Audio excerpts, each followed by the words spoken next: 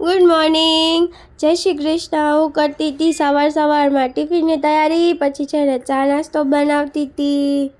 પછી તમે બારીમાં કબૂતરને રમતા જોયા હતા. અને પછી આજે મને પાછું બધું સાફ કરવાનો મૂડ થઈ ગયો તો બહુ કામથી રહી ને એટલે આજ મેં છે ને પાછું બધા રસોડાના ડ્રોવર બધા ક્લીન કરી નાખ્યા. અને પછી હું થઈ ગઈ હતી રેડી. પછી જો હું મારી કુર્તીનો શોફ કરતી હતી મસ્ત. પછી છે હું સાંજે નાસ્તો કરતી હતી. અને પછી અમે ગયા હતા બહાર. ત્યાં બધાને હેલો હેલો કરે છે, બાય બાય ટાટા એવું બધું બોલતી હતી. અને પછી અમે આવ્યા હતા કરિયાણાની દુકાને વસ્તુ લેવા.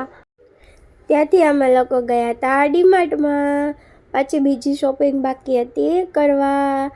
તો જો યોગીને પ્રિયાને છે ને ઓલી ટ્રોલીમાં બેસાડી દીધા હતા. અને મમ્મી લાવ્યા હતા માર્કેટમાંથી બહુ બધી સ્ટ્રોબેરી, મારી ફેવરેટ.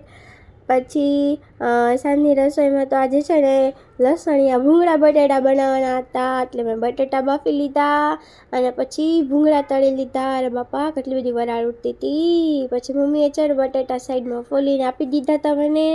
અને પછી મેં બટેટાના કાપા કરી લીધા. બધા બટાટાના કાપા થઈ ગયા. અને પછી મેં કરી નાખી ધાણાની કટિંગ. અને પછી મેં બટાટા વઘારી નાખ્યા. લસણવાળું મરચું છે ને પહેલાં ચડવી નાખ્યું. અને પછી એની અંદર બટાટા નાખી દીધા. પછી લીંબુ નાખી દીધું. અને પછી નાખી દીધા ધાણા. અને બટાટા થઈ ગયા મસ્ત મજાના રેડી.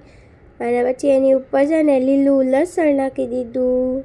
એ મારે પહેલાં ભૂલાઈ ગયું હતું એટલે પછી લાસ્ટમાં એડ કર્યું. ને પછી બિચારા બધા બેસી ગયા જમવા. અને પછી હું ખાઈ લીધું. અને પછી સાંજે હું મમ્મી સ્ટ્રોબેરી લાવ્યા હતા ને એના ડીટીયાનો ભાગ મેં અલગ કરી અને ડબ્બામાં ભરી દીધો કેમ કે સ્ટોરેજ કરવાની હતી. અને પછી મમ્મી છે ને લસણને એવું સાફ કરતા હતા. બાય બાય, મળીએ નેક્સ્ટ વિડીયોમાં.